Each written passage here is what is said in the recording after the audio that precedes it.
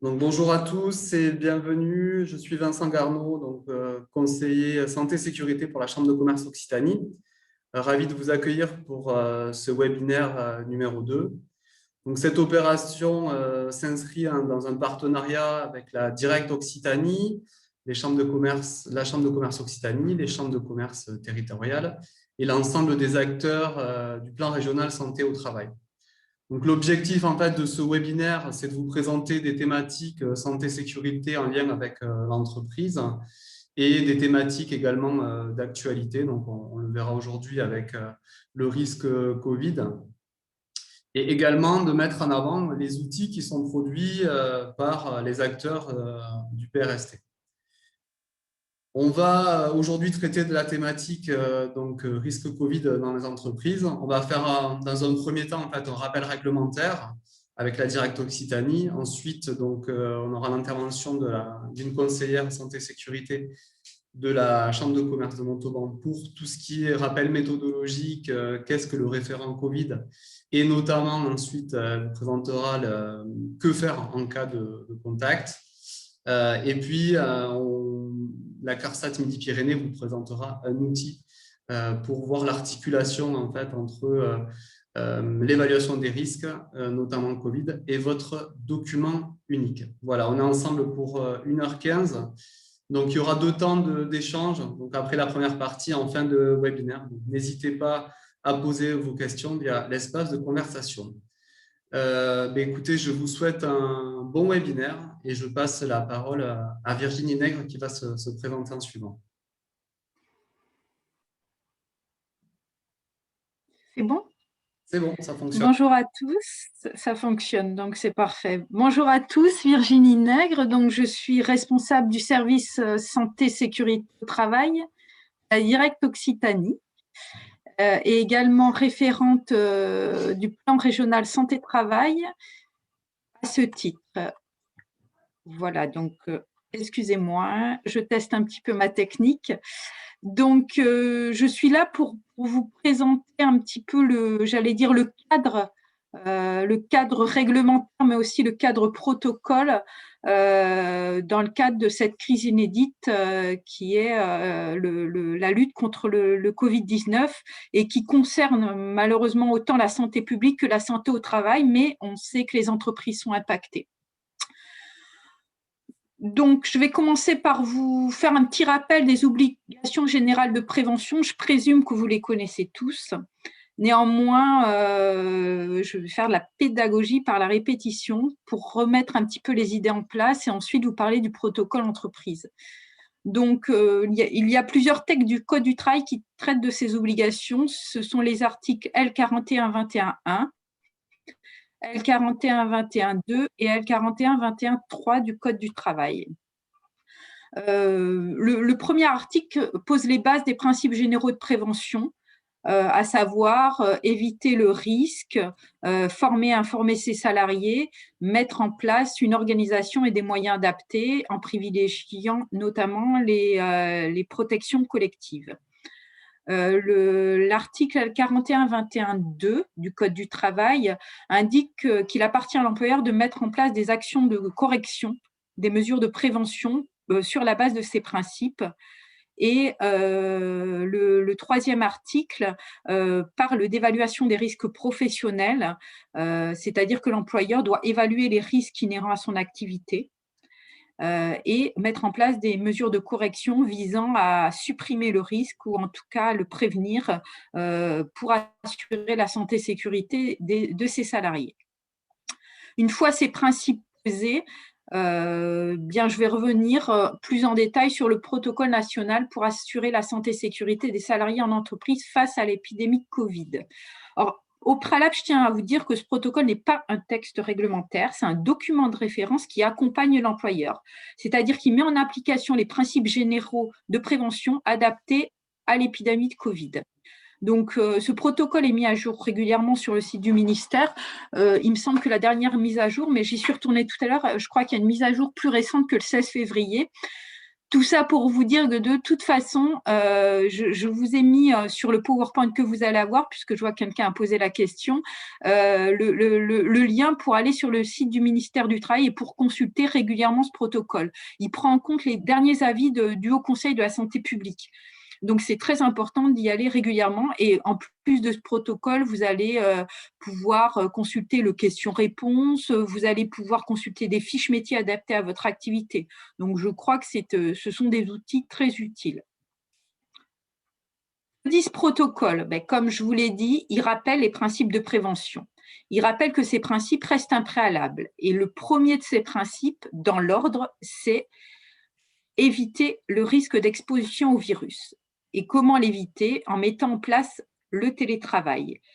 Alors, je tiens à vous dire que ce télétravail, dans le cadre d'une crise sanitaire, n'est pas une option, mais bien une obligation de la part de l'employeur, puisque c'est la seule manière d'éviter le risque d'exposition au virus de ses salariés. Ensuite, l'employeur devra évaluer les risques qui ne peuvent être évités, notamment en mettant à jour son document unique d'évaluation des risques professionnels. Donc, je pense que Guy Ourrier va vous expliquer qu'il existe des applications pour vous y aider.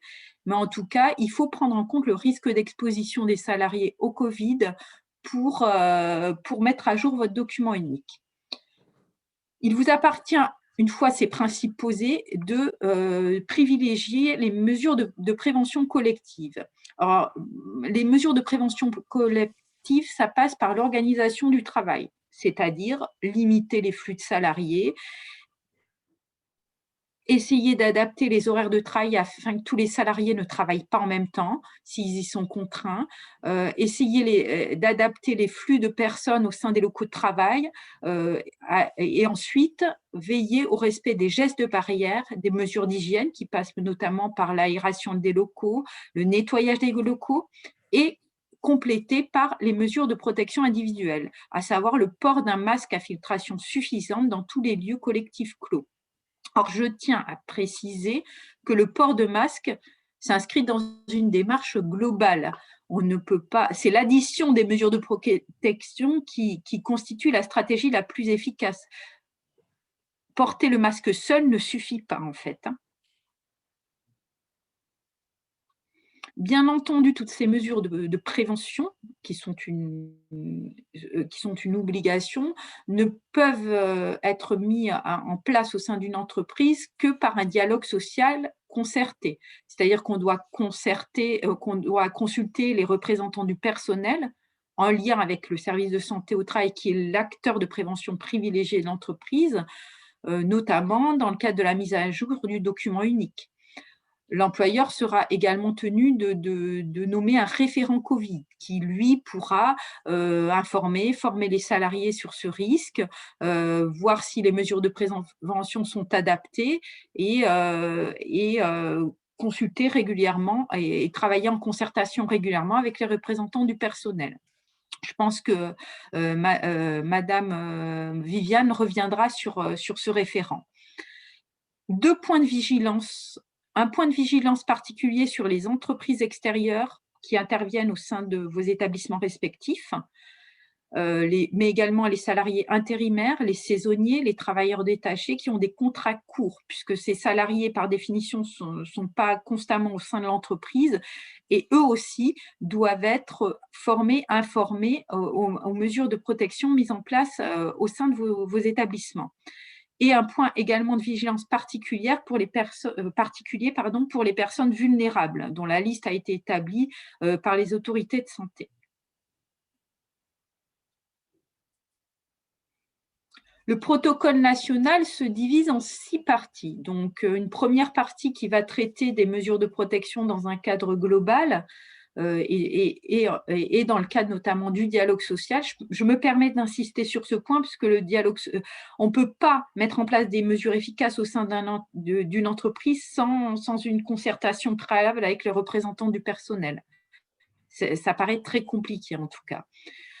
La seconde partie va traiter des mesures de protection des salariés, et notamment du télétravail, des mesures d'hygiène et de distanciation physique, du port de masque, et puis des autres mesures possibles.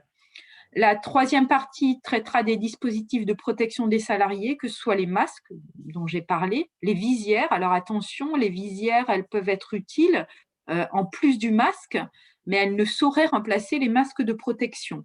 Et les gants. Alors les gants sont déconseillés de toute façon, mais parfois il est nécessaire d'en porter pour l'activité de l'entreprise. Par contre, il faut les changer souvent et faire attention pour pas se contaminer, de ne pas porter ses mains au visage. On préconise plutôt que le port de gants pour lutter contre le virus, un nettoyage adapté des mains et de manière régulière. Ensuite, le protocole traite des tests de dépistage qui participent à la stratégie nationale. Donc, les entreprises peuvent mettre en place des tests de dépistage en lien avec les autorités sanitaires, mais ces tests doivent être cadrés et, bien entendu, il faut que les salariés soient volontaires dans ce cadre. Ils peuvent le faire notamment en lien avec leur service de santé au travail.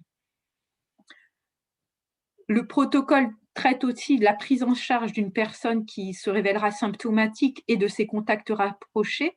C'est à l'employeur de rédiger une procédure avec l'aide de son service de santé, notamment qui repose sur l'isolement, la protection et les recherches de signes de gravité. Vous savez, le fameux tester, alerter, protéger, et les mesures de protection passent par l'isolement du salarié qui peut être contaminé et qui peut contaminer du coup.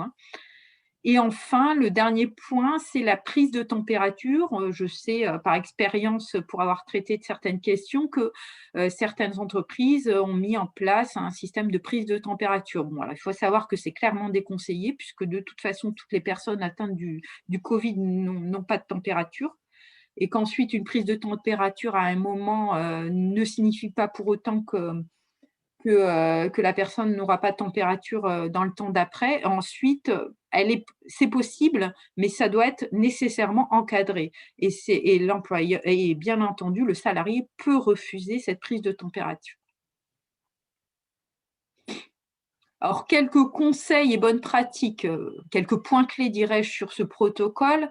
Organiser le télétravail, ça j'en ai parlé, mais j'y reviens parce que c'est vraiment très important de comprendre qu'aujourd'hui, le télétravail n'est pas une option, qu'il ne faut pas raisonner quand on parle de télétravail au sein d'une entreprise par métier, mais plutôt par tâche, c'est-à-dire qu'il y a des métiers on va se dire, a priori, non, on ne peut pas faire télétravailler un technicien de maintenance. Maintenant, si le technicien de maintenance a des tâches administratives à effectuer, on peut organiser 1 ou 2 jours de télétravail par semaine. Donc, il faut raisonner par tâche, toujours en concertation avec le représentant du personnel et en lien avec le service de santé au travail, bien entendu.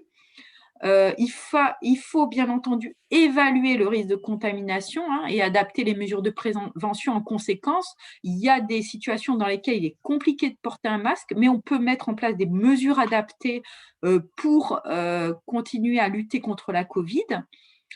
L'employeur doit aussi informer et sensibiliser les salariés en lien avec le référent Covid.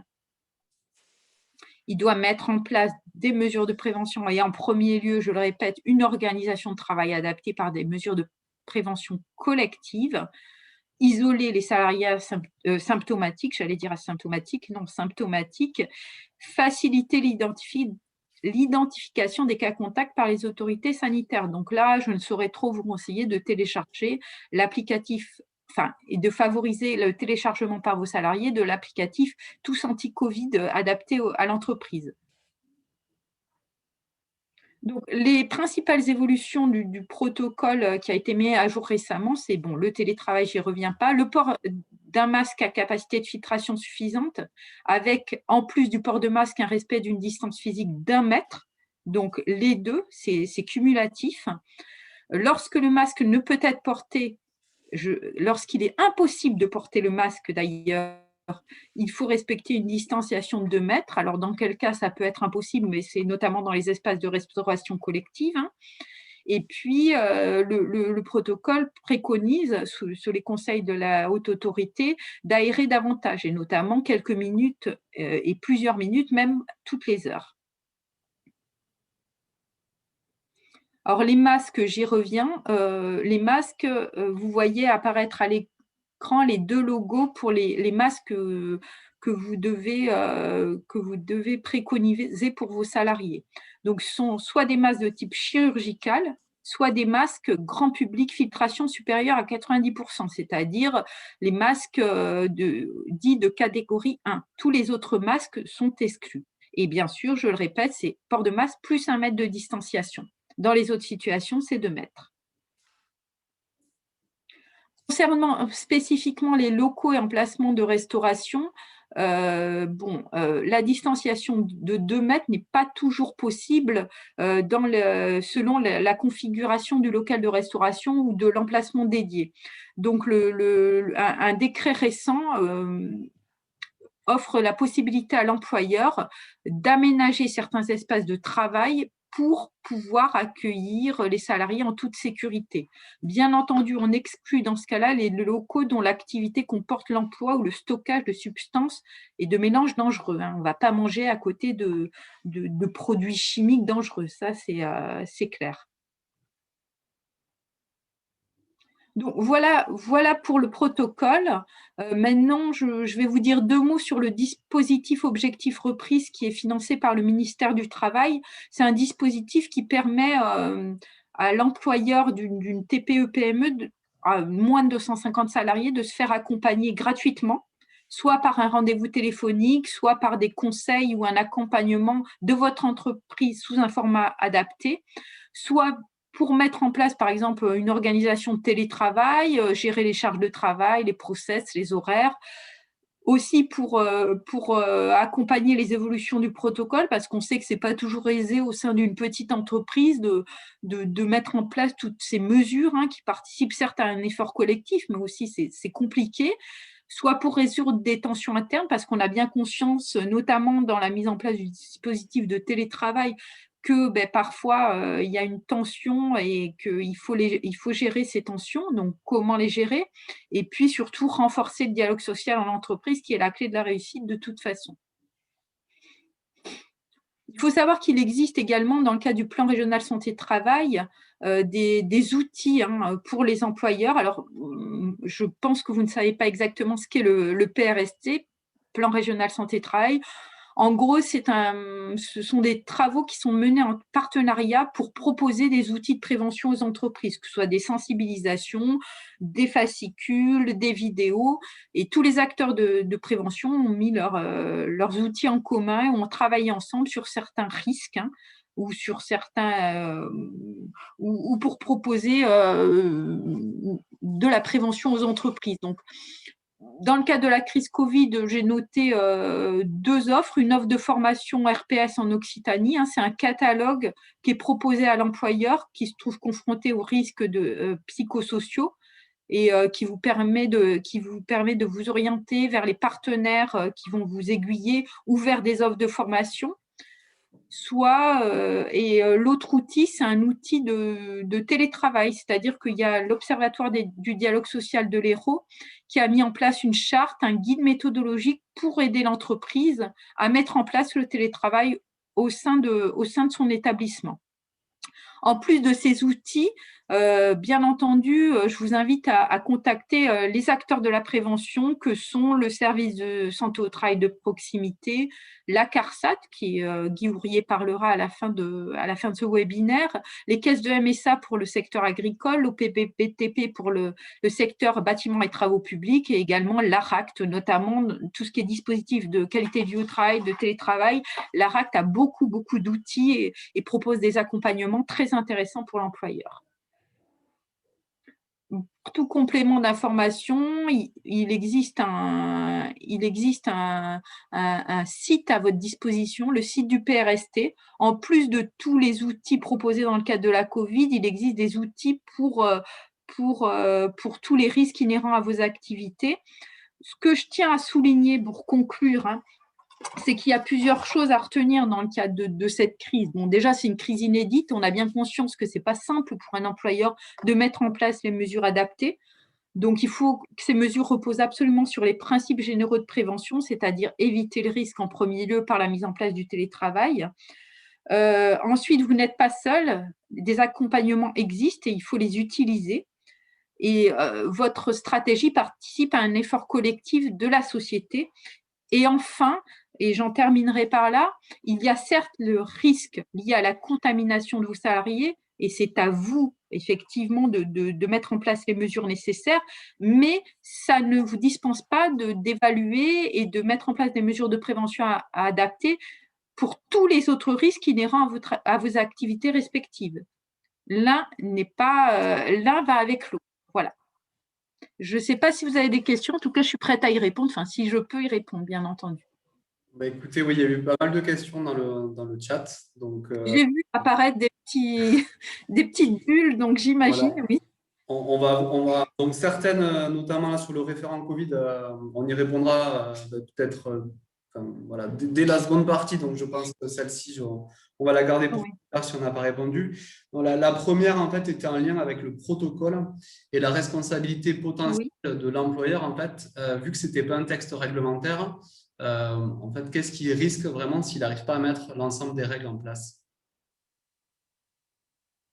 Alors, bon, le protocole, ça je l'ai dit, ce n'est pas un texte réglementaire, c'est un document de référence, mais sur lequel s'appuient aussi les services de l'inspection du travail. Ça, il faut le savoir. Mais qu'est-ce que risque un employeur s'il n'a pas mis en place toutes les mesures? S'il est en capacité d'expliquer pourquoi il ne les a pas mis en place ou s'il est en capacité de mettre en place d'autres mesures qui compensent, il risque pas grand-chose. Si visiblement l'employeur ne prend pas en compte les mesures et qui, par exemple, il ne met pas en place le télétravail, alors que c'est tout à fait possible au sein de son entreprise, s'il y a un contrôle de l'inspection du travail, l'inspecteur du travail va d'abord lui expliquer, l'accompagner, mais il va aussi contrôler. Et il va contrôler sur la base des principes généraux de prévention dont j'ai rappelé les articles au début de mon intervention. Et il a j'allais dire différents outils suite à visite possible, suite à son contrôle. Bon, il y a la lettre d'observation classique, mais ça peut aller jusqu'à une mise en demeure du direct, ça peut aller jusqu'à même un procès-verbal. Ça ne sera pas sur la base du protocole juridiquement, mais sur la base d'autres textes du Code du travail auxquels renvoie le protocole. Très bien, merci. Ensuite, on avait une question sur la définition des personnes vulnérables. Donc ça fait référence voilà, à la slide numéro 8. Oui, tout à fait. Est-ce que vous parliez du dialogue social? Et notamment, en fait, je pense que il y avait aussi le souci d'identification des personnes. La question comprenait, est-ce qu'il du coup, il faut avoir accès au dossier médical ou est-ce que c'est mentionné dans le dossier médical de ces personnes? Alors, normalement, pour savoir quelles sont les personnes vulnérables au sein de votre entreprise, c'est à la médecine faut vous mettre en lien avec la médecine du travail. Si votre question, c'est est-ce que je peux avoir accès au dossier médical des salariés de mon entreprise, bien entendu, je vais vous répondre non, parce qu'il y a le secret médical. Par contre, la médecine du travail peut vous orienter, peut orienter le salarié, et le salarié va aussi un médecin traitant. Donc, tout ça mis bout à bout, vous allez connaître les personnes qui sont vulnérables au sein de votre entreprise. Alors, parfois, vous le savez, d'autres fois, non, mais en tout cas, l'accès au dossier médical du salarié n'est pas possible, bien entendu. Hein. Par contre, je vous invite cependant à aller voir la liste quand même. Bon, là, je ne saurais pas vous donner toutes les pathologies, parce que ce n'est pas nécessairement mon métier, mais allez voir la liste qui a été mise à jour hein, pour voir si justement vous en identifiez pas au sein de vos entreprises dès à présent. Hein. Très bien, merci. Ensuite, c'est une question sur le télétravail. Est-ce que du coup, il y a un texte de référence qui l'impose en fait? Mais je crois que là, j'en ai un. Ah oui, il y a des... Il y a C'est les textes le webinaire Alors, numéro 1 que nous avons fait le mois précédent, où vous retrouvez en fait toutes les références. Alors, j'ai plus alors écoutez, moi l'article. j'ai mon code qui doit être par là. Je vais chercher pendant les autres interventions. Je me souviens plus du numéro de l'article, mais bien entendu, il y a trois. Alors déjà le télétravail, ça résulte d'un cadre réglementaire hein, qui est bien entendu dans le premier article du code que je vais vous mettre sur le chat là. On parle de télétravail en cas de circonstances exceptionnelles. En principe, principe, c'est un accord d'entreprise ou une charte de l'employeur ou le cas échéant, un accord de gré à gré entre employeur et salarié. Dans le cas de circonstances exceptionnelles, l'employeur peut l'imposer de manière unilatérale, bien entendu en consultant préalablement ou s'il ne peut pas le faire postérieurement le CSE qui doit être toujours associé à cette démarche-là. Mais oui, il y a un cadre réglementaire pour la mise en place du télétravail et notamment en cas de circonstances exceptionnelles. Une dernière question, après, du coup, on a encore un temps d'échange à la fin, donc j'ai vu que le chat en plus. Oui, oui, bien sûr. Donc, on prend une dernière question et puis après, on finira de les poser plus tard. Il y avait une question sur en fait, le respect de la distance de 2 mètres dans l'espace de restauration. Si celle-ci ne pouvait pas être en fait, mise en place, est-ce que du coup, un plexiglas qui séparerait du coup, les 2 personnes permettait de diminuer cette distance? C'est une question un peu plus technique du coup. Alors bon, là, je ne vais pas vous répondre tout de go. J'aurais tendance à vous dire non, dès lors qu'il y a eu un décret, je vous l'ai dit, en février 2021, qui explique que vous pouvez, Alors déjà, il ne faut pas raisonner, si je ne peux pas mettre une distance de 2 mètres, je vais mettre un plexi. Il faut peut-être se dire, si je ne peux pas mettre une distance de 2 mètres, est-ce que je ne peux pas gérer différemment ma restauration et faire en sorte que les salariés ne mangent pas tous en même temps? Bon, ça, c'est un premier point, parce que parfois, l'organisation du travail vous permet de trouver des solutions auxquelles vous n'auriez pas forcément pensé. Ensuite, vous pouvez aménager aussi, et je vous l'ai dit, vos locaux de travail. C'est-à-dire qu'aujourd'hui, on a adapté les textes par un décret de février 2021 en vous disant, vous pouvez autoriser vos salariés à manger dans vos locaux de travail, bien entendu, si ça ne génère pas des risques supplémentaires pour eux, mais la distanciation de 2 mètres doit être respectée parce que c'est justement à ce moment-là qu'il y a des risques de contamination. Le plexiglas, on le préconise surtout, par exemple, pour des métiers en contact avec le public, type caissière, avec en plus le port de masque. Là, on ne peut pas porter un masque en mangeant. Donc là, j'aurais tendance à vous dire, organisez vos temps de restauration, gérez le flux, organisez vos espaces. Est-ce qu'on ne peut pas trouver un autre espace au sein de l'entreprise qui va vous permettre de respecter ce protocole? Je sais que ce n'est pas simple, notamment pour les petites entreprises qui n'ont pas forcément des locaux adaptés, ça peut être des locaux partagés, mais c'est toute une réflexion à mener, et notamment avec vos représentants du personnel. Excusez-moi, je parle beaucoup, mais voilà. Mais ça permet de préciser, ouais, d'alimenter la réflexion. En tout cas, je pense que c'est comme ça qu'il faut le voir. Merci pour cette présentation, ce premier temps d'échange. Logiquement, Viviane doit être prête. Tu dois pouvoir prendre la main sur le PowerPoint et enchaîner sur ta partie. Donc, je rappelle que vous pouvez continuer à alimenter les échanges via le chat. Et dans tous les cas, si jamais on n'a pas pu répondre à l'ensemble des questions pour respecter le délai final, en fin de webinaire, il y a une question d'insatisfaction et du coup, vous avez juste à cocher que vous souhaitez être recontacté et du coup, on reviendra vers vous pour apporter nos réponses à ces questions. Allez, Viviane, je vois que c'est bon pour toi, je te laisse la main. Merci. Bonjour, Viviane Sampara, donc je suis conseillère en développement d'entreprise et plus spécifiquement sur la partie QSE-RSE. Donc là, on va voir très rapidement, le but est de vous donner des pistes de réflexion sur le risque Covid, l'évaluation des risques professionnels, ce fameux référent Covid et la gestion des cas contacts et des cas Covid en entreprise. Alors, sur l'évaluation des risques professionnels, je présume que tout le monde a connaissance de cette démarche. Juste pour rappeler, c'est des pistes de réflexion, encore une fois. Les objectifs de cette démarche, c'est de connaître, et j'insiste de manière exhaustive et précise, tous les risques auxquels vos salariés sont potentiellement exposés. Ensuite, il convient, dans cet objectif, de les analyser, de les évaluer pour la santé et la sécurité physique et mentale des salariés. Ensuite, de répondre à l'objectif réglementaire qui est de formaliser toute cette démarche sous la forme de ce fameux document unique d'évaluation des risques professionnels. Et après, pour boucler la boucle, j'ai envie de dire, de procéder à une évaluation régulière et une mise à jour de ce document unique. Là aussi, quelques repères, quelques axes de méthodologie à exploiter au sein de vos entreprises pour faire cette démarche d'évaluation des risques professionnels, il est pertinent au préalable de faire une préparation de cette démarche, c'est-à-dire de recueillir tous les documents utiles à votre démarche et de consulter aussi tous les acteurs utiles, qu'ils soient en interne ou qu'ils soient en externe. Et ensuite, je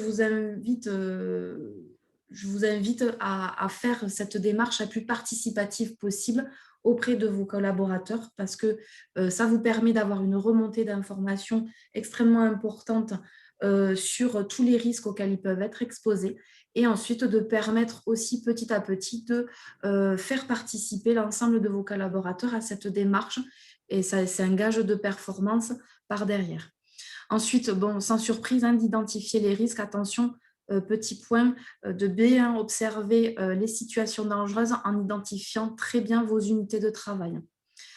Une fois qu'on a identifié donc ces risques, on les évalue par une cotation où on peut faire apparaître différents facteurs.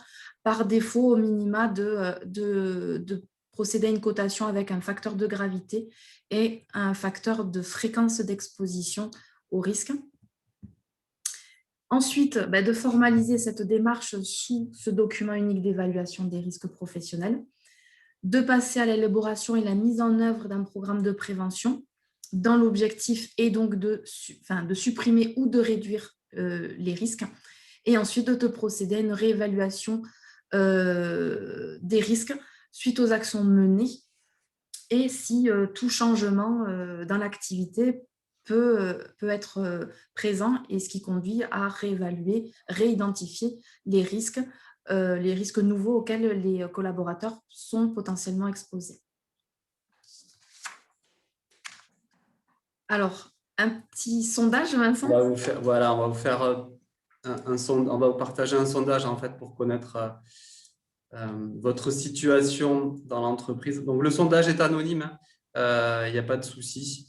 Donc, on voulait juste savoir, en fait, voilà, le sondage est lancé. Si vous avez désigné, donc la plupart d'entre vous, oui, je pense, mais est-ce que vous avez bien désigné un référent Covid ? C'est pour que voilà, Viviane puisse éventuellement appuyer sur certaines explications. On vous laisse encore 30 secondes pour voter, c'est très rapide, oui ou non.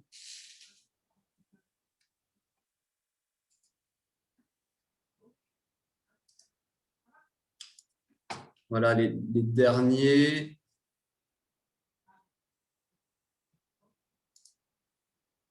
Bon, alors c'est un... Alors, désolé. Ouais, j'ai perdu la main.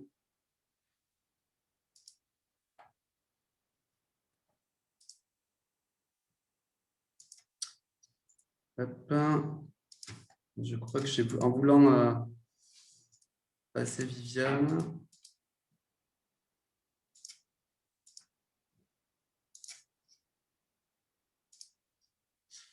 Est-ce que les résultats s'affichent pas chez moi en tout cas? Je vois qu'il y a un petit souci technique, j'en suis désolé.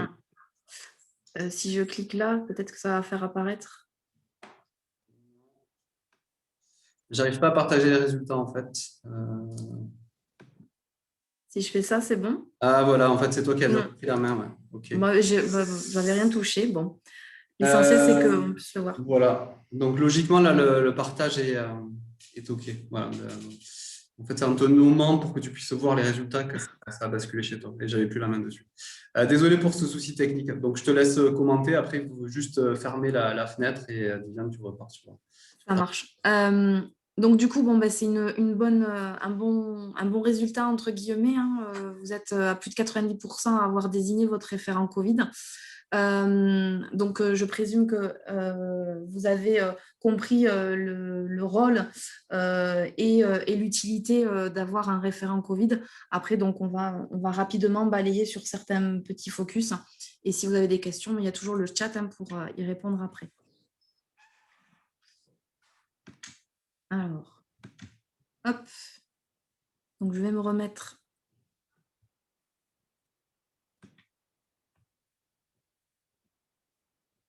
Voilà.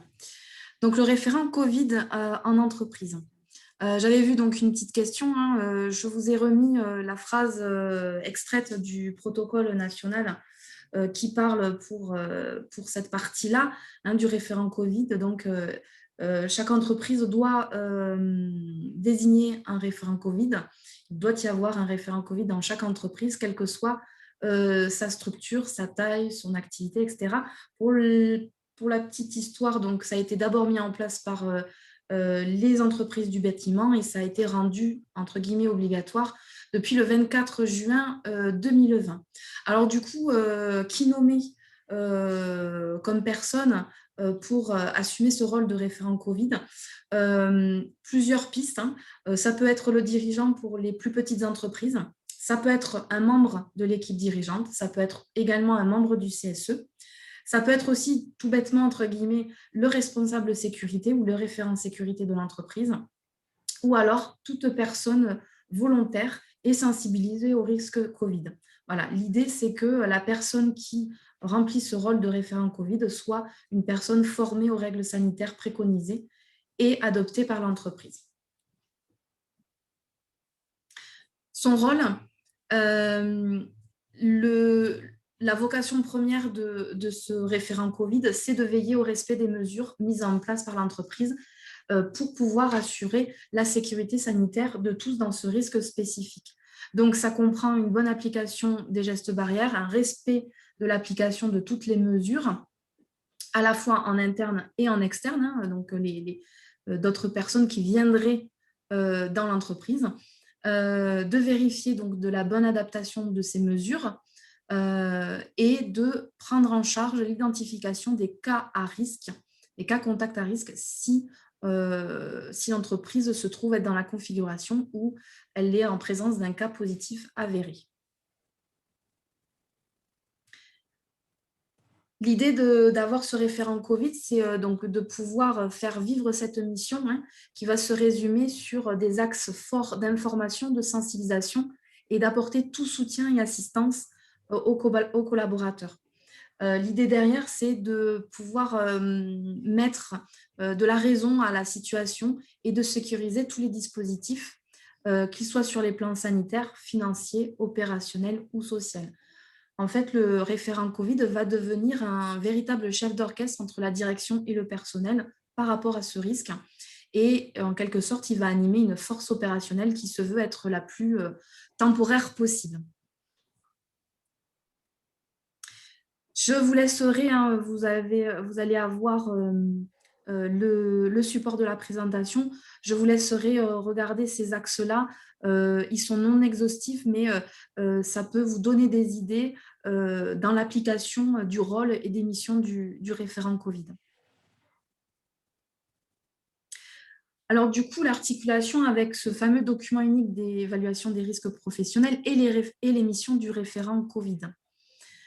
Je vous remets en bref certaines missions. Donc, on est toujours, je vous le rappelle, sur le fait de s'assurer que les mesures de sécurité soient bien adaptées et respectées par tous dans l'entreprise. Donc, il convient de pouvoir évaluer ce risque d'exposition au virus, de définir, d'organiser, de mettre en œuvre toutes les mesures de prévention adéquates, de veiller à l'information et la sensibilisation auprès de tous les collaborateurs, d'être aux côtés des salariés en cas de besoin ou d'assistance, d'identifier donc les cas contacts à risque et d'être véritablement l'interlocuteur privilégié sur ce risque. Donc du coup, en face, le lien avec le DUERP, il est assez évident. Ça va faire la jointure avec cet état des lieux de la situation de l'entreprise, d'aider à mettre à jour le DUERP sur la partie risque Covid principalement, et de reboucler avec le plan de prévention en mettant en place et en adaptant toutes les mesures, de réaliser une veille informationnelle et réglementaire et de s'assurer d'un point de vue matériel, si on a tout à disposition en quantité suffisante, et d'assurer ce rôle d'affichage fort et visible par le rôle donc de la sensibilisation et de l'information. Alors, lorsque l'entreprise se trouve en position d'avoir des cas contacts ou un cas Covid positive avérée, qu'est-ce que l'entreprise doit mettre en place? Quelle est la marche à suivre? On a eu beaucoup de retours sur le terrain et donc ce que je vais vous préciser, c'est rapidement la marche à suivre. Comme il a été dit dans la partie précédente, hein, ça repose sur le triptyque, l'isolement, la protection et la recherche des signes de gravité. Première étape, c'est d'isoler la personne qui présente des symptômes dans une pièce dédiée avec un port de masque chirurgical, le respect strict des gestes barrières et de rester à au moins 1 mètre de distance. Deuxième étape, de mobiliser le personnel dédié selon l'organisation locale. Des fois, il peut y avoir du personnel de santé dans l'entreprise, donc c'est d'actionner ces leviers-là. Troisième étape, de vérifier donc au niveau des signes de gravité, de contacter un médecin si besoin. Si on observe qu'il n'y a pas de signe de gravité, c'est d'organiser son retour au domicile. Si on observe des signes de gravité, de ne pas hésiter, d'appeler directement le 15, de rester à distance avec le salarié en cas de problématique jusqu'à l'arrivée des secours. Et donc, le référent Covid va être en charge donc d'organiser aussi l'arrivée des secours. Ensuite, de prendre contact avec les services de santé au travail, de suivre les consignes qui vont vous être dictées. Si par la suite le cas Covid est confirmé, d'identifier les cas contacts et de prendre en charge aussi les cas contacts, de reboucler avec les instances du service de santé au travail qui vont opérer le contact tracing et donc de les aider dans cette démarche de contact tracing, notamment en prenant en compte des matrices de contact que vous pouvez facilement avoir auprès de vos services de santé. Ensuite, dernière étape, j'ai envie de dire, après la prise en charge du cas symptomatique, il va convenir de nettoyer, d'aérer la pièce qui a été dédiée, d'évacuer les déchets dans un autre circuit, on va dire, que les déchets classiques, et de récupérer les arrêts de travail qui peuvent être prescrits par le médecin du travail, ou alors si la personne s'est auto-déclarée sur le site de l'assurance maladie. Juste pour finir, je ne vais pas vous les commenter parce que ça prendrait un peu de temps et vous aurez encore une fois le PowerPoint. J'ai essayé voilà, de mettre de manière un peu plus imagée les différentes procédures. Donc, face à un cas contact, dans quel type de cas on se trouve, qu'est-ce qui sont les bonnes pratiques à mettre en œuvre pour pouvoir vous donner au final un petit guide parce qu'on s'est aperçu que beaucoup d'entreprises se retrouver un petit peu démunis quand la situation se présentait. Et aussi lorsqu'on a un collaborateur qui présente des symptômes, donc de la même manière, de manière un peu imagée pour pouvoir vous aiguiller là-dessus. Et j'en ai fini. Merci beaucoup, Viviane. Du coup, voilà, on va passer la parole à Guy Ourrier. Donc, logiquement, le contrôle à distance est actif pour vous, Guy. Voilà, on voit que je note bien les questions, là, continuez à les poser. On aura un temps d'échange en suivant. Je vois que le contrôle fonctionne. Pensez juste à allumer votre caméra et micro. Donc, les raccourcis se trouvent directement sur votre image, Guy. Voilà, ça fonctionne. Il faut ouvrir le micro. Parfait. Voilà, bonjour à tous. C'est à vous. Guy Ourrier, donc ingénieur conseil au service prévention des accidents du travail et maladies professionnelles à la CARSAT Midi-Pyrénées. Donc j'ai prévu simplement de vous rappeler un petit peu qui est la CARSAT, finalement aussi de vous rappeler finalement l'intérêt qu'il y a à réaliser, à mettre à jour son document unique d'évaluation des risques et vous présenter les dispositifs qui sont à votre disposition en ligne pour réaliser, mettre à jour cette évaluation des risques et notamment avec le dispositif spécifique COVID-19 que vous pouvez utiliser soit en lien avec les autres dispositifs qui sont en ligne OIRA, mais aussi tout simplement en complément de tout autre document unique d'évaluation des risques. Donc la CARSAT, simplement, c'est votre assureur au niveau des risques accidents du travail, maladies professionnelles et accidents de trajet. Donc, on appartient à la sécurité sociale, à la branche accident du travail, maladie professionnelle. Et donc, on est une composante de la Caisse nationale de l'assurance maladie, avec la particularité d'être géré strictement de façon paritaire par les partenaires sociaux et d'être financé par vos cotisations.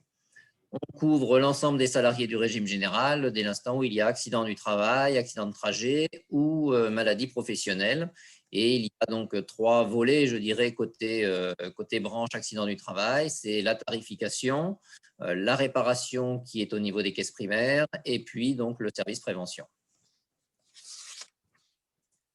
Alors, pourquoi réaliser ou mettre son évaluation de risque donc, à jour? Je vais pas revenir sur, je dirais, l'obligation réglementaire qui a été rappelée par Madame Nègre, mais simplement rappeler aussi que finalement, la mise à jour de ce document unique ou sa réalisation, ça permet notamment d'établir un plan d'action adapté au risque de votre entreprise, donc en règle générale, d'améliorer les conditions de travail des salariés, donc la performance de l'entreprise. C'est clairement quelque chose qui a un objectif effectivement d'être gagnant-gagnant pour l'ensemble de l'entreprise. C'est également, je dirais, un outil qui est indispensable pour nous dès l'instant où vous souhaitez qu'on vous accompagne financièrement, puisque nous avons un panel d'incitations financières par lesquelles nous pouvons vous accompagner. Et la mise à jour du document unique depuis moins d'1 an est une obligation, une nécessité pour pouvoir en bénéficier.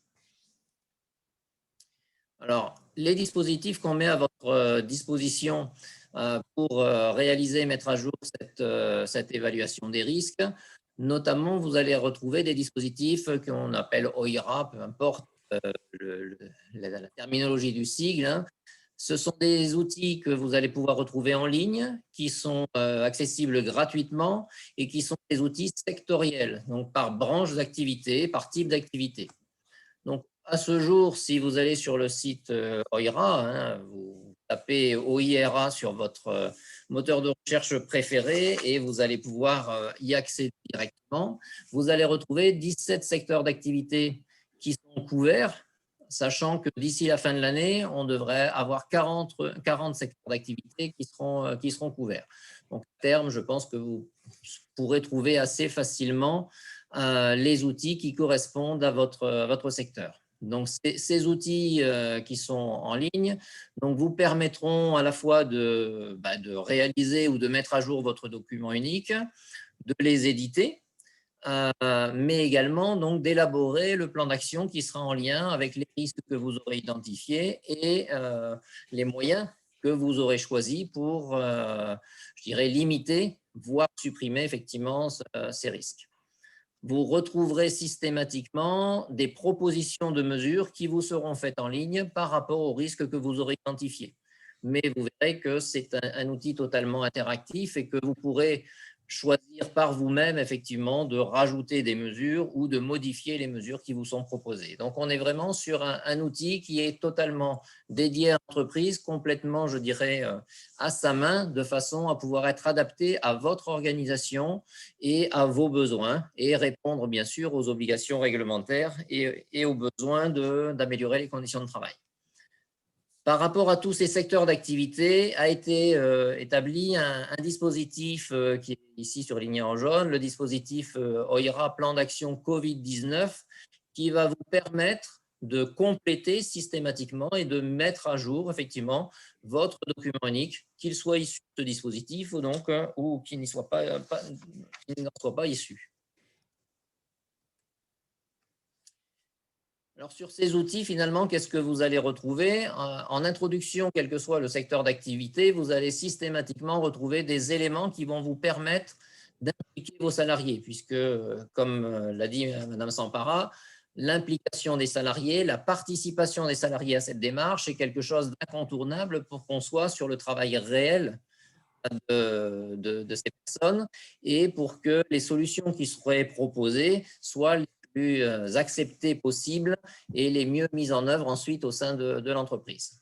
Donc, vous allez retrouver systématiquement, phase d'activité par phase d'activité, comme c'est demandé au niveau de la définition des unités de travail, une liste de questions qui sont en lien avec les risques spécifiques de votre secteur d'activité, sachant que vous pourrez, dès le départ, quand vous lancerez le système, imprimer effectivement la totalité de ces risques qui vous sont proposés, de façon à préparer au mieux la mise en œuvre de cette évaluation des risques avec vos salariés.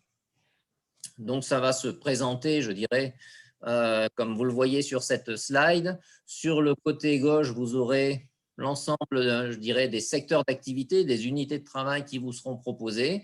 Et à chaque fois, sur la thématique qui sera proposée, vous aurez des questions qui vous seront posées pour savoir si les solutions qui sont évoquées sont déjà mises en place au sein de l'entreprise, auquel cas, ça veut dire que vous avez des mesures de prévention déjà réalisées ou pas. Et donc, à partir de ce moment-là, on va vous demander, dès l'instant où vous aurez coché ces réponses, si pour vous, puisque c'est bien vous qui en avez la responsabilité, si pour vous, les mesures qui sont mises en place sont suffisantes ou pas. Si vous considérez que c'est suffisant, vous allez, je dirais, il n'y aura pas de proposition complémentaire qui sera faite par le système. Si vous considérez que ce n'est pas suffisant, on pourra vous proposer de façon, je dirais, automatique, des mesures de prévention. Soit des mesures standards, qui seront tout simplement la reprise, je dirais, un petit peu des questions qui étaient posées précédemment, soit vous aurez la possibilité également de rajouter des mesures qui seront spécifiques de votre activité, de votre entreprise, et vous pourrez les décrire, indiquer effectivement le niveau d'expertise que cela demande. Est-ce que vous pouvez les gérer en interne ou est-ce qu'il y a nécessité effectivement de faire appel à quelqu'un d'externe? Indiquer effectivement la responsabilité le nom de celui qui sera responsable de la mise en œuvre, les budgets, la date de début et la date de fin prévue effectivement par rapport à ces actions. Donc, vous retrouverez, je dirais, pour quel que soit le secteur d'activité sur lequel vous êtes, vous retrouverez systématiquement ce dispositif, donc avec les questions, une liste de mesures qui pourraient être déjà en place, et c'est vous qui choisirez si vous décidez que avec ce qui est en place, votre risque est maîtrisé ou s'il ne l'est pas. Systématiquement, sur chacune des pages, sur chacune des unités de travail, vous allez retrouver un glossaire et un ensemble de documents qui vont vous servir effectivement de guide un petit peu pour savoir finalement si vous maîtrisez les risques ou pas et si vous êtes dans ce qui est recommandé ou pas. Et notamment, vous retrouverez les documents de l'INRS, mais aussi les documents d'autres partenaires, que ce soit l'ARACT, l'OPP-BTP ou d'autres spécialistes sur les sujets traités. À chacune des pages, vous allez pouvoir noter des commentaires. Et vous aurez systématiquement ces commentaires qui vous apparaîtront également lorsque vous téléchargerez votre plan d'action ou le récapitulatif de tout ce que vous aurez pu traiter. Et la totalité sera toujours à votre main du début jusqu'à la fin. Donc, les pistes de solutions apparaissent au rythme des questions. Et de même, dès l'instant où vous aurez identifié que le risque n'était pas suffisamment traité dans votre entreprise, le système va vous proposer un niveau d'évaluation de ce risque, soit un risque fort, un risque moyen ou un risque faible. Là encore, vous aurez la main pour modifier ce niveau proposé par le système. Bien sûr, vous pourrez télécharger et modifier l'ensemble de ces documents quand vous le voudrez, puisque vous serez enregistré effectivement sur le système. Donc, on a vu effectivement la présentation, systématiquement, vous serez guidé, vous n'aurez qu'à suivre le déroulé de l'ensemble des items, sachant que dès l'instant où vous n'avez pas les items ne vous concernent pas, il vous suffit effectivement de mettre sans objet. Par rapport à ces dispositifs spécifiques de votre secteur d'activité, donc vous avez l'outil spécifique Covid-19 donc, qui va vous permettre de compléter, de mettre à jour votre document unique. Alors, cet outil spécifique Covid-19, eh bien, il se présente effectivement de la même façon au niveau de sa praticité, c'est-à-dire avec des questions qui vous sont proposées, etc. C'est exactement le même système, avec des questions qui sont spécifiques de la Covid-19, donc qui vont traiter de mesures générales, d'organisation du télétravail, d'aménagement des locaux, de l'organisation de l'activité sur site, des interventions extérieures sur site, de l'accueil du public et ou des clients. Et puis, pour 2 secteurs d'activité, des questions particulières sur les services à la personne, le transport routier de marchandises et la livraison. Donc, vous aurez toujours la possibilité de rajouter des risques qui ne seraient pas traités dans cet outil. C'est ce que vous voyez ici. Donc, sur la COVID, sur cet outil, vous aurez dans les mesures générales un certain nombre de questions qui vous seront posées par rapport à l'évaluation des risques d'exposition au virus, etc., etc.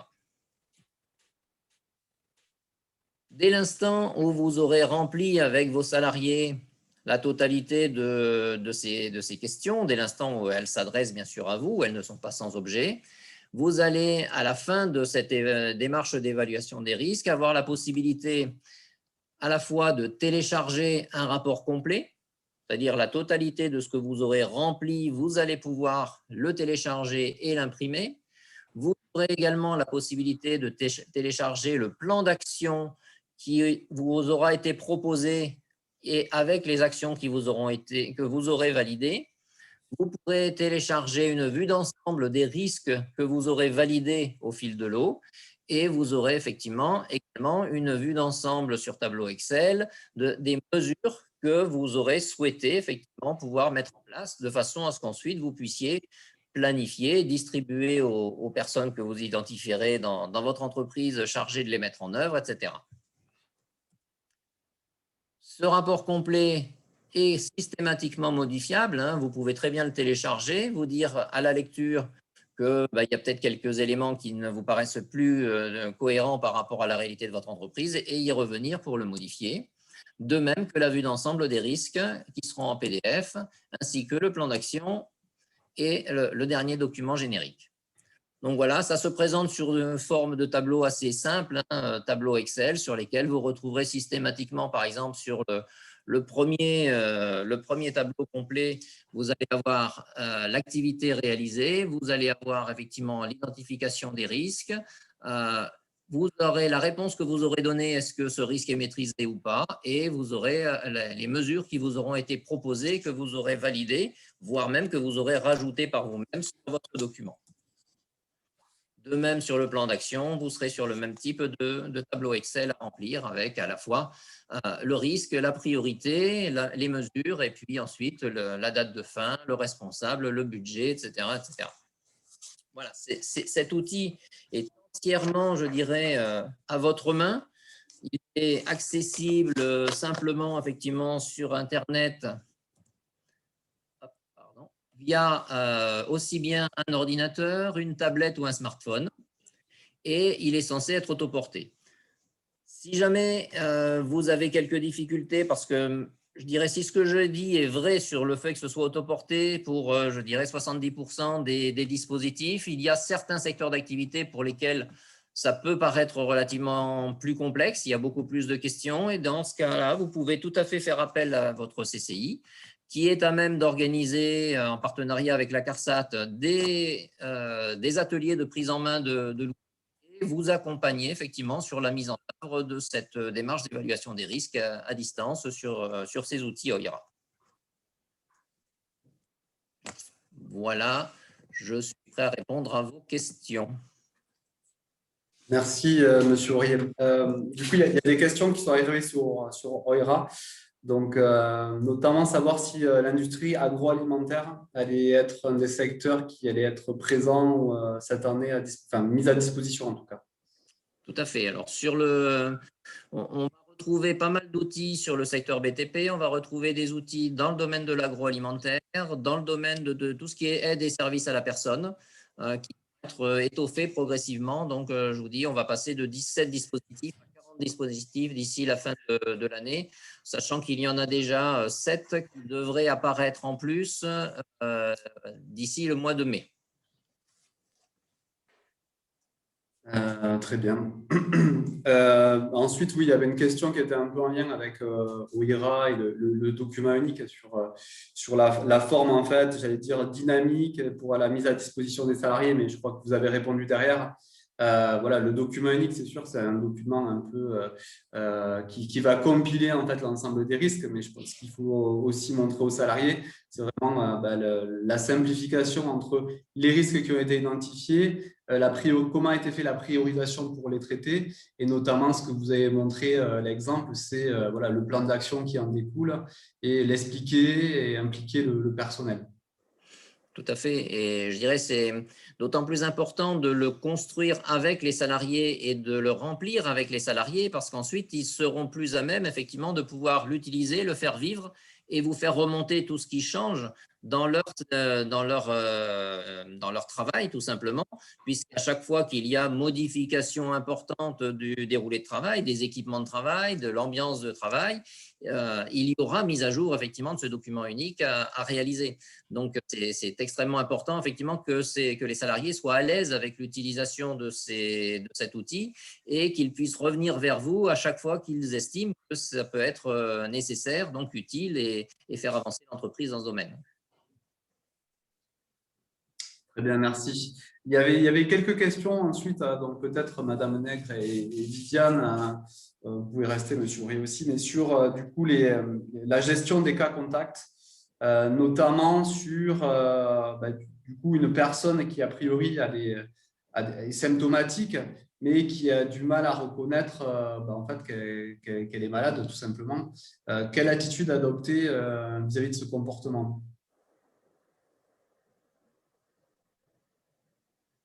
Alors, en tant qu'employeur, la personne est symptomatique, donc déjà, il faut appliquer l'isolé, etc. Et elle a du mal à reconnaître qu'elle est malade, c'est-à-dire elle ne veut pas effectuer de test. Donc, bon, ça, en tant qu'employeur, il est compliqué d'imposer un test maintenant. S'agissant d'un effort collectif, on a vu qu'il y avait eu une jurisprudence il n'y a pas très longtemps sur un salarié qui avait effectué un test. Il est revenu travailler entre-temps. Il n'y a rien dans les textes, c'est plus dans le protocole.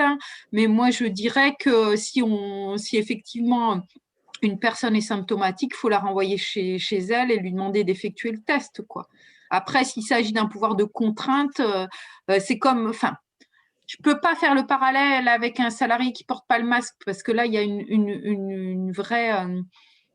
un vrai pouvoir. Le corollaire du protocole et de la mise en place de mesures de prévention, c'est toujours le pouvoir disciplinaire de l'employeur. Mais je crois ça passe aussi par l'information et la sensibilisation des salariés. Une personne symptomatique, elle doit être isolée, testée et on doit la renvoyer aussi vers le service de santé au travail qui est quand même l'interlocuteur de proximité. Moi, j'ai vu une autre question là, je lisais puis je répondais en même temps sur les cas contacts des cas contacts. Alors, juste vous dire, un cas contact d'un cas contact n'est pas cas contact, donc parce que sinon, on n'en finit plus. Donc, il y a le cas contact, point. Et les cas contacts de cas contact n'ont pas à attendre les résultats du cas contact pour revenir travailler. Évidemment, à part si elles sont symptomatiques, où là, on passe dans j'ai des suspicions de Covid, quoi.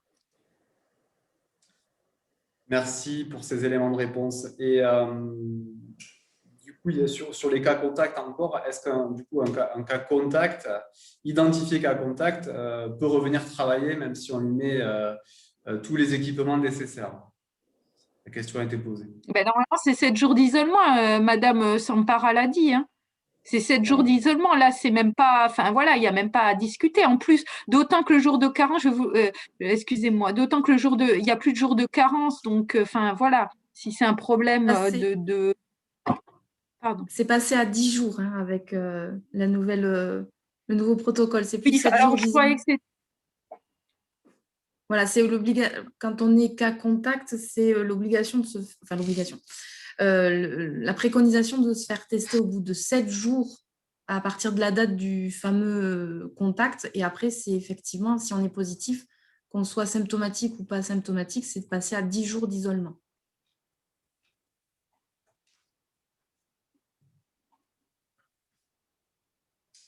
Oui, voilà, donc c'est 10 jours pour les cas Covid et 7 jours pour les cas contact jusqu'au test, évidemment. Ouais, on a une question sur le masque, mais vous y avez répondu. Et une personne qui a également complété. Ce que je souhaiterais dire, parce que ces 7 jours, sur le masque, ce qui est important de dire sur le masque, c'est qu'effectivement, il y a une obligation de port de masque si c'est intégré dans le réglementaire et par note de service. Mais ce qui est important, c'est aussi d'expliquer aux salariés pourquoi on porte le masque, quoi.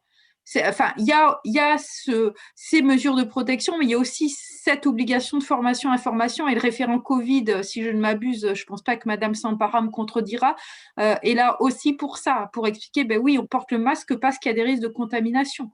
C'est pas, voilà. Oui, en effet, le référent Covid, il a ce rôle crucial d'informer, de sensibiliser et de faire un peu le tampon, j'ai envie de dire, pour mettre un peu, de rationaliser un peu la situation et de faire respecter les bonnes pratiques à mettre en place selon tel ou tel cas. Voilà, mais je pense qu'on a balayé l'ensemble des questions. Je jette quand même un dernier coup d'œil. Donc, s'il y en a qui ont une dernière question, allez-y, c'est maintenant. Puisqu'après, la majorité en fait, des éléments complémentaires ont été fournis dans le chat, notamment pour les premières parties, et notamment sur les questions qui concernaient le référent Covid. Donc, il n'y a pas de taille en fait, minimum d'entreprise et il n'y a pas de formation non plus spécifique. Il suffit d'en désigner un en fait. Oui, peut-être petite précision qui a peut-être induit en erreur, j'avais mis formation entre guillemets, c'est juste pour dire que le référent Covid qui va assumer cette mission qui est quand même assez centrale, on l'a vu, juste de s'assurer qu'il soit bien sensibilisé aux risques, aux bonnes pratiques à mettre en place derrière, comment dire, faire approprier et faire adopter toutes les mesures à l'ensemble des salariés. Donc, c'est en ça que, entre guillemets, formation, c'est plutôt qu'ils soient alertes sur ce sujet-là. Juste, j'ai vu une question sur le secteur agricole. Effectivement, il n'y a pas aujourd'hui de dispositif OIRA français qui soit en ligne sur le secteur agricole, puisque c'est rattaché à la MSA. Alors, je ne sais pas quand ils ont prévu effectivement de pouvoir en mettre un en ligne. Vous en trouvez, alors c'est un dispositif européen et vous avez effectivement aujourd'hui 160 secteurs d'activité qui sont traités à travers de dispositifs, malheureusement, qui ne sont la plupart en anglais lorsqu'ils ne sont pas français. Mais vous pouvez retrouver effectivement des dispositifs de certains pays sur le secteur agricole. Merci pour ces compléments. Donc, oui, on confirme entreprise de 3 personnes, référent Covid obligatoire. Et du coup, il y avait une première question en lien avec le télétravail. Donc, je l'avais gardée pour la fin. La personne a reposé, elle a bien fait. Du coup, c'est une personne qui est 100% en télétravail. Et du coup, la direction souhaite mettre à disposition son bureau des autres collègues. Mais après, on n'a pas tellement plus de précision. Donc, après, il faut mettre un peu plus votre secteur d'activité. Moi, je pense que Madame déjà, voilà, le télétravail reste la règle, mais malheureusement, sur certaines activités, voilà, il n'y a pas de possibilité. Est-ce qu'il y a plusieurs questions dans votre question? Moi, j'ai envie de vous demander pourquoi l'employeur met à disposition votre bureau. Est-ce que c'est parce que les collègues ne peuvent pas télétravailler du fait de leur activité suite à une évaluation des risques, et auquel cas ils veulent que les salariés soient dans des bureaux individuels en nettoyant, bien évidemment en aérant, en nettoyant votre bureau? J'allais dire, c'est aussi une mesure d'organisation du travail. Est-ce que, sous votre question, il y a mes autres collègues ne peuvent pas, la direction ne veut pas les laisser télétravailler alors qu'ils peuvent? Dans ce cas, il faut voir dans quelle mesure ils peuvent. Enfin, voilà, derrière le télétravail, il y a beaucoup de choses. Juste rajouter un petit point que je n'ai pas trop évoqué parce que ce n'était pas le sujet, mais ce qu'il faut que vous compreniez, vous, s'il y a des employeurs, c'est qu'un télétravailleur est un travailleur comme les autres. Il y a des risques inhérents au télétravail, que ce soit des risques psychosociaux, troubles musculo-squelettiques, c'est à vous de les évaluer aussi. Et ils ont le droit à une égalité de traitement par rapport aux autres salariés. C'est-à-dire que moi, je sais que j'ai eu beaucoup de questions. Alors, voilà, autour de est-ce qu'ils ont droit au ticket resto dans les mêmes conditions que les salariés sur place? Oui. Si les salariés sur place et dans des conditions similaires, ils ont droit au ticket resto. Voilà. Ils ont droit à la prise en charge du matériel informatique. Ah oui, mais alors, je lis, ils peuvent télétravailler, mais ils ne sont pas bien psychologiquement. Donc là, il faut, effectivement, je parlais de risques psychosociaux. Déjà, il y a un numéro vert qui est mis en place pour les télétravailleurs isolés. Ensuite, il y a peut-être des mesures à prendre en termes de risques psychosociaux au sein de l'entreprise. Et il faut savoir que sur le télétravail, si un télétravailleur travaille pendant 5 jours sur 5 et qui souhaite revenir travailler, c'est possible 1 jour par semaine. Merci pour ces précisions.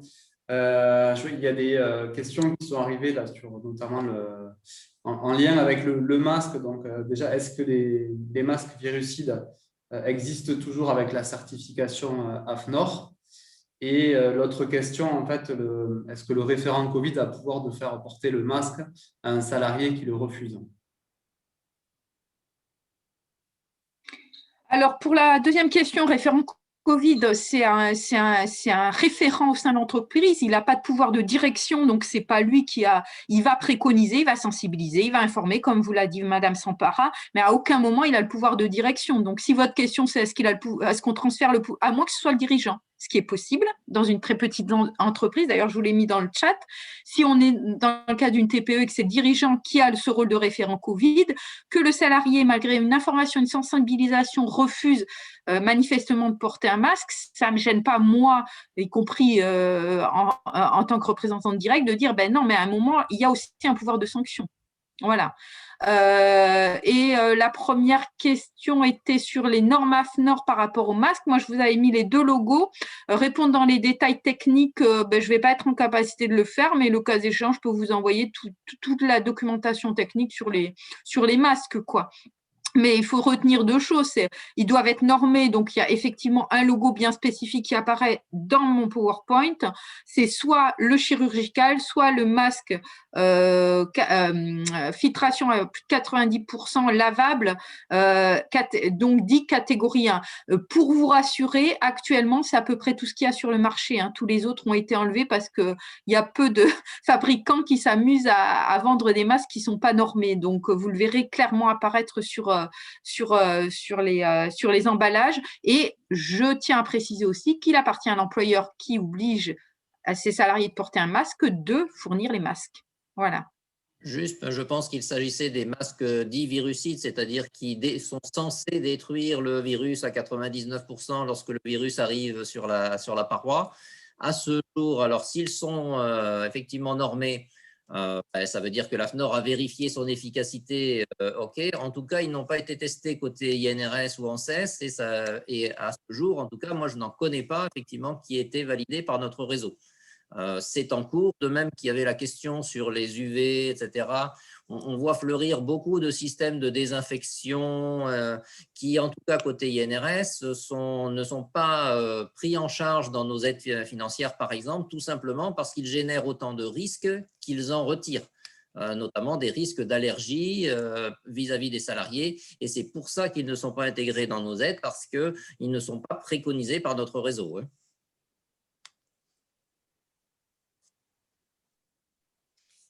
Merci pour ces compléments. On va prendre une dernière question juste après. Voilà. Vous aurez la possibilité, comme je disais juste après, il y a une question d'insatisfaction, de noter que vous souhaitez être recontacté. Et du coup, les conseillers territoriaux feront le lien avec nos experts pour vous communiquer en fait une réponse. Voilà, peut-être juste la dernière question qui était en lien sur un cas contact désigné par la sécurité sociale, du coup, est convaincu. Il n'a pas réellement été en contact avec un cas positif. Et s'il vient travailler, quel risque prend-il à ne pas s'auto-déclarer? Bon, on retourne un petit peu autour des mêmes choses, en fait. S'il est désigné cas contact, en fait, il faut qu'il soit à l'isolement, tout simplement. C'est le principe. Oui, puis c'est pas... Pardon. Ce n'est pas les cas contacts qui s'autodéclarent, c'est les cas Covid qui déclarent leur cas contact en principe. Donc, après, à part si c'est sur l'application Tous Anti-Covid, etc., mais il y a quand même une définition du cas contact qui est très claire, qui est rappelée dans les diapos. Donc, je crois que, voilà, Si la il personne y a a un été risque appelée, dès lors qu'on est cas contact. voilà, et si la personne a été, Oui, voilà. c'est qu'il est cas contact, hein. En tout cas, il a été désigné comme tel par la personne qui était positive, hein. Très bien, écoutez, merci à tous en tout cas pour ces précisions. Merci à vous d'avoir participé. On vous garde juste 2 minutes le temps de compléter le questionnaire de satisfaction qui va suivre. Juste pour vous rappeler qu'en fait, tout ce qui a été présenté, voilà, les supports vous seront transmis dès la semaine prochaine par votre conseiller local. Le webinaire a été enregistré, donc vous le retrouverez en replay. Vous retrouvez les principaux liens en plus de ceux qui étaient présentés dans les slides utiles et en lien avec la thématique qu'on a traitée aujourd'hui. Et voilà le programme en fait pour les prochains webinaires. Donc, vous savez, c'est les premiers jeudis de chaque mois à 14h30. Et donc, le prochain va traiter en fait de tout ce qui est conception, modification des équipements et des lieux de travail. Donc, il faut vraiment voir, voilà, posez-vous la question, est-ce que je compte développer un nouveau produit, une nouvelle activité ou tout simplement mon fournisseur change ses contenants, ça peut avoir une influence en fait sur la conception de vos lieux de travail. Donc voilà, on présentera une méthodologie, notamment issue des groupes de travail du PRST, la définition voilà, qu'est-ce que la maîtrise d'usage et comment y répondre. Et puis, on aura un témoignage d'entreprise pour conclure cette intervention. Voilà, écoutez, je vais arrêter l'enregistrement et puis je vous demande de rester juste quelques minutes pour remplir le questionnaire de satisfaction. Je remercie l'ensemble des intervenants, l'ensemble des participants également, voilà, et toutes les personnes qui ont contribué à la réussite de ce webinaire. Et je vous donne rendez-vous dans un mois. Voilà, merci à tous.